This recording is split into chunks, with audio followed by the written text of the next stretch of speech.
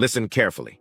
There's someone close to you, someone who smiles in your face, who claps when you succeed, who calls you friend. But deep down, beneath that friendly facade, something festers, a silent resentment, a concealed bitterness, a shadow lurking behind their words and actions. Jealousy is not loud. It doesn't announce itself. It seeps in like poison, hidden beneath politeness, masked by laughter. Carl Jung warned us about the hidden forces within the human psyche, the unconscious impulses that dictate behavior without a person even realizing it. Everything that irritates us about others can lead us to an understanding of ourselves. But what happens when the irritation isn't yours, but theirs? What happens when someone resents you but refuses to acknowledge it, even to themselves? Today we will uncover 5 signs your so-called friend is secretly jealous of you, using Carl Jung's profound insights into the human mind. Let's begin. The first sign, they minimize your achievements. You accomplish something, a new job, a personal milestone, a breakthrough in life. Instead of celebrating with you, they downplay it. "Oh, that's nice," they say with a forced smile. But anyone could have done that. This is not mere indifference. This is shadow work gone wrong. Jung described the shadow as the unconscious part of our psyche that holds all the emotions, desires, and traits we suppress or refuse to acknowledge in ourselves. Your success triggers something inside them, something ugly, something they don't want to see. Instead of confronting their own inadequacies, they project. They minimize. When a friend downplays your success, by dismissing it, making sarcastic remarks, or shifting the focus to themselves, it suggests they have repressed feelings of inadequacy. Instead of acknowledging their own insecurities, they project them onto you. In other words, their reaction to your achievements is not about you. It is a reflection of their own inner struggles. Their irritation is a mirror into their psyche, revealing a part of themselves they are unwilling to confront. Because to them, your success is not just your success, it's their failure. Jung once said, "People will do anything, no matter how absurd, in order to avoid facing their own soul." Your growth forces them to look in the mirror, and they don't like what they see. The second sign, they copy you, but resent you for it. Imitation is said to be the sincerest form of flattery. But in the world of the unconscious, it can be something darker. If your friend starts dressing like you, talking like you, mimicking your ambitions, be wary. They don't just admire you, they envy you. Jung wrote, "The most terrifying thing is to accept oneself completely. Instead of embracing their own unique self, they borrow pieces of yours. They take on your traits, your goals, your way of being, because deep down they don't feel enough as they are." But here's the paradox. The more they copy you, the more they resent you. Because every imitation is a reminder that they are not original, that they are not whole. Jung's concept of individuation explains this behavior. Individuation is the process of becoming one's true, authentic, fully realized self, integrating all aspects of the psyche into a whole. Those who have not undergone this process often feel incomplete and, as a result, seek to borrow identities from others. Carl Jung wants to tell you that a friend who lacks self-awareness may unconsciously see you as a model for what they wish to be. They adopt aspects of your personality not out of admiration, but because they feel incomplete without them. However, the more they copy, the more resentment builds, because deep down, they know they are not being authentic. This dynamic creates a contradiction. They want to be like you, yet they resent you for making them feel inferior. This is a sign of a fractured individuation process. They are not walking their own path. They are trying to live in your shadow, even as they pretend not to notice. And one day, the resentment will spill over, so be ready. The third sign, they subtly undermine you. A jealous friend won't attack you openly. That would expose them. Instead, they will subtly undermine you through sarcasm, backhanded compliments, or passive-aggressive comments. Jung emphasized that when individuals refuse to confront their shadow, it does not disappear. It manifests in indirect ways.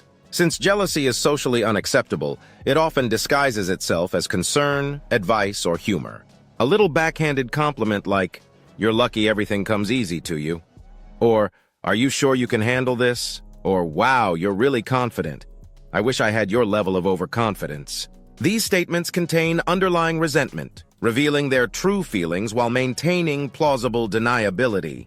This is a classic example of projection, a defense mechanism in which an individual attributes their own repressed feelings onto someone else.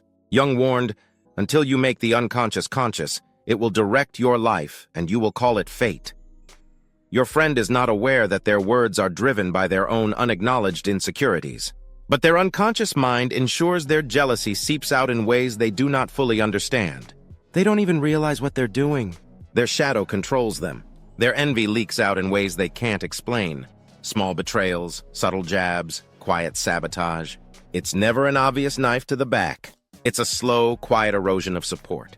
Pay attention. The fourth sign, they are overly competitive with you. A true friend supports you. A jealous friend sees you as competition. Jung's concept of the persona, the mask we wear in society to fit into the world, comes into play here.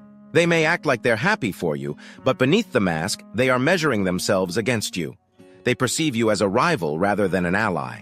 Instead of celebrating your success, they turn everything into a competition. Or if you start a new project, they suddenly launch one too. If you excel in an area, they try to outperform you. Or if you share good news, they immediately counter it with their own achievements. Or if you get in shape, they suddenly have to prove they can do better. This competitive dynamic stems from a fragile self-image. They cannot see your success as separate from their own worth, so they feel the need to measure themselves against you constantly. Jung understood this all too well. Who looks outside, dreams. Who looks inside, awakes. Rather than reflecting inward and developing their own sense of self, they compare themselves to external figures, you being one of them. Their competitive nature is a defense mechanism, shielding them from the discomfort of self-exploration. They are looking outward, obsessing over what you have, instead of facing what they lack.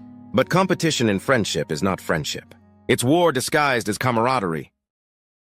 The fifth sign, they disappear when you shine.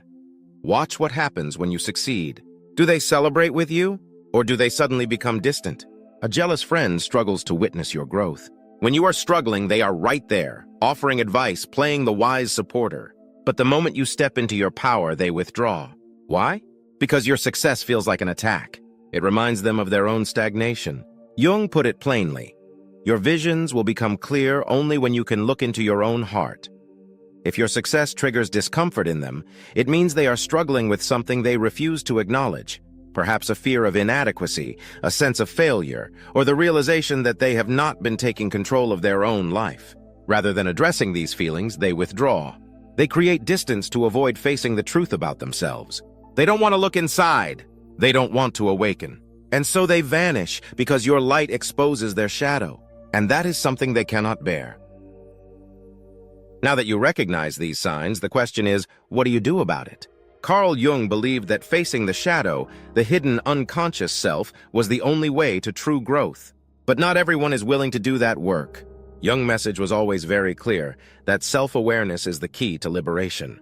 You cannot change how someone else perceives you, nor can you force them to confront their own shadow. However, you can decide how much space they occupy in your life. If their jealousy manifests in mild ways, setting boundaries and maintaining awareness may be enough. But if their behavior turns toxic, if their resentment leads to manipulation, betrayal, or emotional harm, it may be time to step away. Recognize their behavior for what it is, an unconscious struggle with their own inadequacies. But every relationship is different, and you can decide by yourself at every case in a conscious way. Because ultimately the process of individuation, the journey toward self-realization, requires surrounding yourself with people who encourage your growth, not those who resent it. If your friend is ruled by their shadow, by their unacknowledged envy, then their presence in your life is a slow poison. You cannot make them do their inner work. You cannot heal the parts of them they refuse to see. But you can choose. You can choose to set boundaries. You can choose to step away, to protect your energy.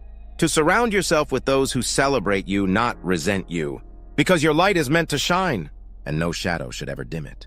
Knowing your own darkness is the best method for dealing with the darkness of other people. Carl Jung.